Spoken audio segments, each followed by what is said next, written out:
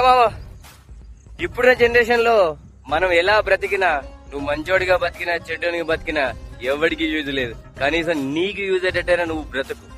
వాడేమన్నాడో, వీడేమన్నాడో, ఈడేమన్నాడో, ఇక్కడేమన్నాడో, వాడేమన్నాడో ఇవన్నీ పట్టించుకున్నావు అనుకో ఏం యూజ్ ఉండదు.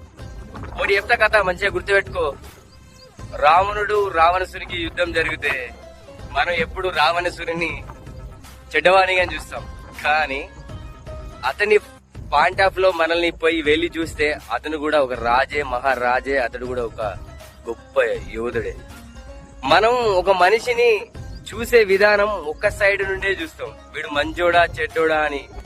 సో మన చుట్టూన్న జనాలు వాసంటోళ్ళే. కాబట్టి ఎవరి గురించి మాట్లాడకు, ఎవరి గురించి పట్టించుకోకు. పైకి అందరు పతితి ముచ్చలే చెప్తారు. ఉదాహరణకు చెప్పాలంటే ప్రతి ఓడు రాముడు అనే ఫీల్ అవుతాడు, కానీ రావణ సూర్యుడు కూడా ప్రతి ఓడిలో ఉంటాడు.